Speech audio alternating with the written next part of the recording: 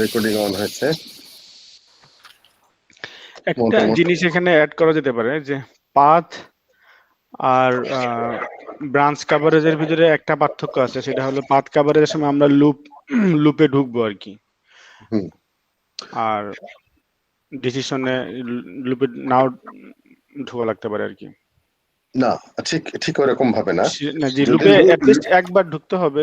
ডিসিশনে তো একবার ঢুকতে হবে, কিন্তু পাথ হচ্ছে নাম্বার অফ লুপ যতবার হবে ততবারই আমাকে এক্সিকিউট করতে হবে, ততটা আলাদা আলাদা টেস্ট কেস করতে হবে। এটা হচ্ছে ডিফারেন্স। তবে আরেকটা ডিফারেন্স আছে, যেখানে লুপ নাই কিন্তু ডিফারেন্ট পাথ হয়ে যেতে পারে। যেমন প্রথম যে ডায়াগ্রামটা দেখেছিলাম আমরা, সেখানে কিন্তু লুপ ছিল না, কিন্তু মাল্টিপল রাস্তা হইতেই পারে। কিন্তু আমার ডিসিশন কাভারেজে সব মাল্টিপল রাস্তা, যত রকমের কম্বিনেশন আছে, না গেলেও চলবে, একবার গেলেই হবে। কিন্তু ওটার কোনো ফর্মুলাও বলা যাচ্ছে না যে আপনার কতবার আসলে এক্সট্রা কতবার যেতে হবে। ওটা ছিল আমাদের চ্যাপ্টার 4C স্লাইড নাম্বার 22। এটা যদি একটু ক্লিয়ার করতেন আর কি, পাথ কভারেজের কনটেক্সটে। 4C হচ্ছে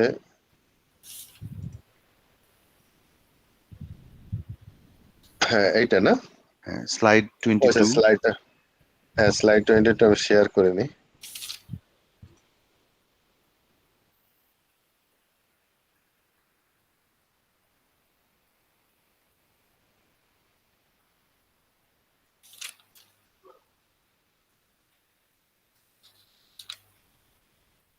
এটা না, দেখা যাচ্ছে স্ক্রিন? এইটা না, মনে হয় আমাদের একটা লুপ ছিল মনে হয় একটা, কোথায় জানি, পাথ কভারেজ এক্সাম্পল 2। এটা এক্সাম্পল 2। জি জি জি, এটা না না না, এটা না, এটা না, এটা না, ডিফারেন্ট হয়ে গেল কিভাবে? ও আমি কিছু ওই যে স্লাইড চেঞ্জ করছি, স্যারের স্লাইডের সাথে আমাদের ম্যাটেরিয়ালসে একটু ডিফারেন্স আছে। একটু ডিফারেন্স হচ্ছে কি, আমি সেদিন ওই বসে বসে অনেকগুলা ডিজাইন নতুন করছি। আচ্ছা আচ্ছা, মানে সিম্পলিফাইড হইছে মনে হচ্ছে দেখে। হ্যাঁ ইচ্ছা করে, কারণ হচ্ছে যে আঁকানো গুলো ভালো ছিল না ওইটা। হ্যাঁ, ও আমার স্টুডেন্ট আঁকাই দিছিল, তো যেভাবে করছে আমার পছন্দ হয়নি, কিন্তু ঠিক করতে টাইম পাচ্ছিলাম না। তবে এইটা একটা, দুইটা এক্সাম্পল, এটা একটা, আর একটা এক্সাম্পল ছিল হচ্ছে এটা। হ্যাঁ জি, তাহলে সেক্ষেত্রে এখানে পাথ কভারেজ এই যে 1 থেকে যে লুপে গোয়িং ব্যাক, যে আমার যে স্টেটমেন্টে ব্যাক করতেছে, এটা কি আমরা কাউন্ট করতেছি না? হ্যাঁ, এখানে ব্রাঞ্চ কভারেজ ছিল আমাদের 3টা না? জি জি। আচ্ছা, পাথ কভারেজ হচ্ছে, পাথ কভারেজে যেমন লুপ কনসিডারেশন আনতে হবে, তাহলে লুপ কনসিডারেশন যদি আনতেই হয়, তাহলে লুপ কতবার চলবে এই ব্যাপারটাই কনসিডারেশন আনতে হবে। আদারওয়াইজ কিন্তু ব্রাঞ্চ কভারেজে একবার অ্যাটলিস্ট এই রাস্তা দিকে ছিল। আচ্ছা, আর এখানে আমরা যেটা লিখছি, যদি লুপটা অ্যাটলিস্ট 2বার এক্সিকিউট করে, দেন আমাদের 4 হবে পাথ কভারেজ, 4 টেস্ট কেস লাগতেছে। কিন্তু লুপটা যদি একবারই শেষ হয়ে যায়, তখন ব্রাঞ্চ কভারেজের সমান হবে। ব্রাঞ্চ কভারেজের সমান হবে। হ্যাঁ, ধরেন আমি লুপের সংখ্যা এখন বলে দিলাম 5টা, তার মানে এই লুপটা 5 বার ঘুরবে। তার মানে কি হবে? তার মানে হচ্ছে branch coverage plus number of loops, branch coverage plus 4। হ্যাঁ প্লাস 4 হবে, কারণ হচ্ছে -1 হবে, কারণ ব্রাঞ্চ কভারেজ একবার তো আমরা শুরুতে ধরে নিছি। জি হ্যাঁ, কিন্তু এই ফর্মুলাটা এখানে এসে আর হবে না, সব জায়গাতে হবে না। হ্যাঁ, এখানে হবে না, কারণ এখানে আমাদের ছিল পাথ কভারেজ 5টা, কিন্তু ব্রাঞ্চ কভারেজ হচ্ছে 3টা,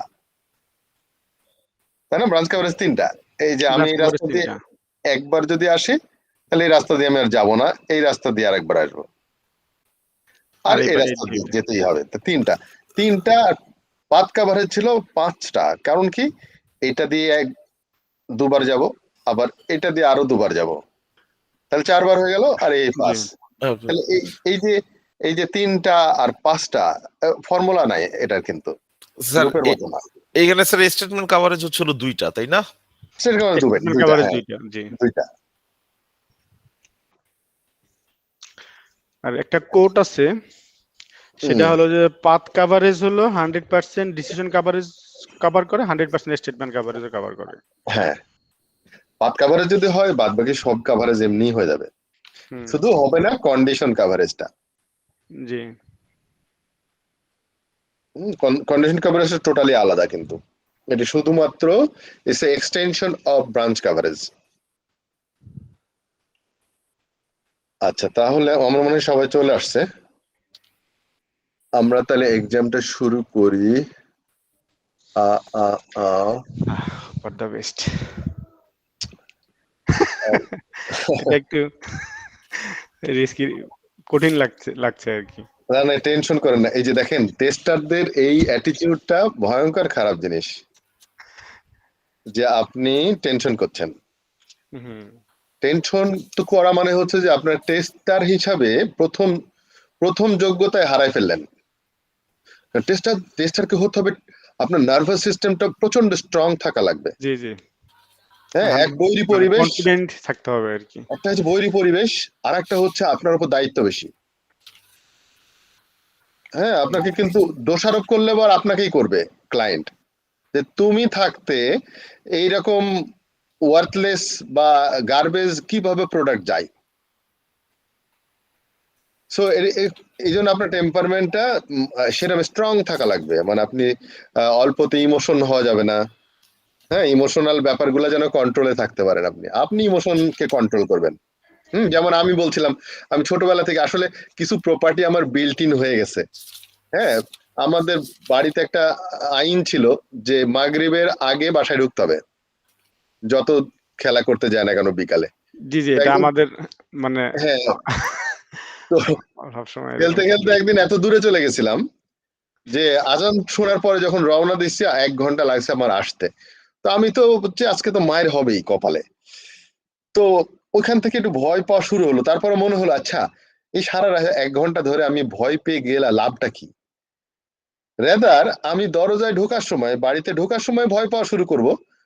তার মানে কি দেখছেন, আমি আমার ইমোশনটাকে আমি কন্ট্রোল করতে পারছি। ও আচ্ছা, খামাখা এখন ভয় পাবো না আমি। বুঝতে পারছেন, এই যে কন্ট্রোলটা আমি আমার ককপিটে বসা লাগবে। হ্যাঁ, আমার কন্ট্রোল আর হচ্ছে আমি নিজে হব, অন্য কেউ না। তো পরীক্ষা এমন একটা জিনিস যেখানে আপনাকে নিজের কন্ট্রোল নিজের কাছে রাখতে হবে। শ্বাস প্রশ্বাস স্বাভাবিক থাকবে, কোনো টেনশন করবেন না।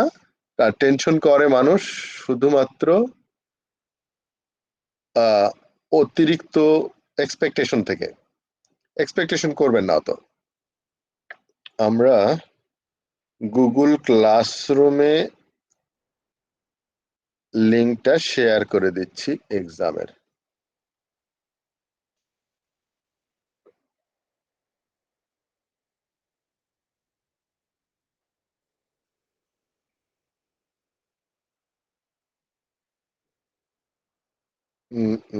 Quiz exam.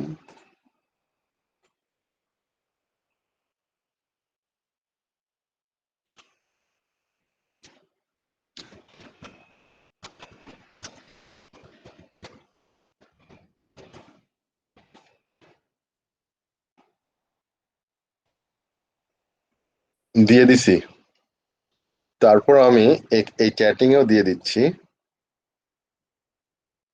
যাতে আপনারা শুরু করতে পারেন। কোয়েশ্চেন হচ্ছে 12টা। সো আমাদের সময় নেওয়া উচিত 18 মিনিট। সো আমরা 25 মিনিট সময় দেব। এখন বাজে হলো 12টা 12 আমার কাছে। 25 মিনিট মানে হচ্ছে 12টা 37। আপনাদের 10টা 37-এ এক্সাম থেকে ঘুরে আসবেন সবাই। Start now.